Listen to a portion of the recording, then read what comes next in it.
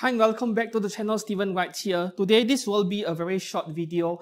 Well, this is something I have always tried really hard to avoid, right? I made a video not too long ago about yellowing figures on how you should remove all of your plastic films from your anime figures that are sitting inside their boxes. And not just that, you need to open the boxes every once in a while to air out the figure before it turns sticky or yellow, right? But that is something we often see in Nandoroids and Figmas. In fact, I have yet to come across a single incident of a scale figure becoming extremely sticky. And finally, it has happened. Like this figure over here, this is an Amakuni 1/7 scale Leviathan from the 7th scenes. This figure came out like at least 10 years ago. Yeah, quite long ago. I won this figure in a local auction, in a local anime convention. Like, it started at $80 or so, 80 US dollars. Nobody wanted the figure and I took it home for 80 bucks, right? That was more than a decade ago.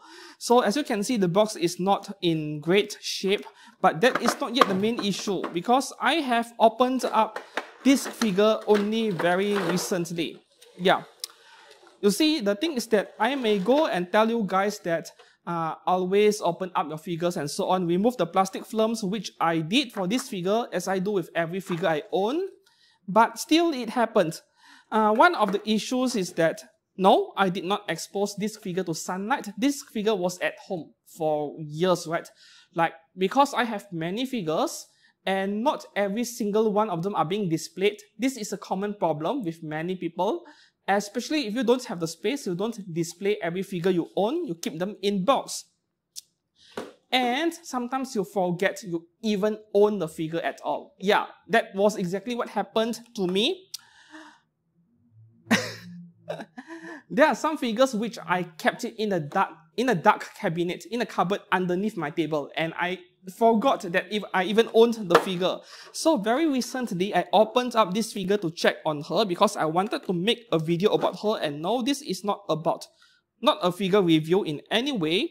The base looked great, right? The base is excellent. But to my horror, this scale figure has turned very sticky. And I think it has begun to turn even yellowish even. Her hair is not, I don't feel anything on her hair actually. But on the torso, on the body over here, oh god, this is super sticky. And needless to say, the skin area, right? The skin area of this figure, it appears slightly more yellowish than I remembered. Of course, I remember this figure very well because among many Amakuni figures out there, there are a select few which I did not like very much, even though my general opinion of this figure brand is quite good. This Leviathan figure over here, this is the second player color version or second color version, which I really liked the color scheme more than the original first release version. But unfortunately, the cast-off mechanism of this figure, yeah, you can remove the clothes on this one. The cast-off mechanism is just horrid, right? Yeah, and I couldn't plug the shirt back properly after removing her clothes once just to check on the figure and remove some plastic films. So now, having locked this figure up in the box for so many years, which was exactly what I told you guys not to do, that was exactly what I did over here. And I mean, you can even see it under the light over here, how shiny and sticky the figure is on the surface. From my estimates, this figure is only just a few months away from total disaster, which is to say, the figure becomes permanently discolored. I suppose I got lucky for taking the figure out from the cabinet and checking on her.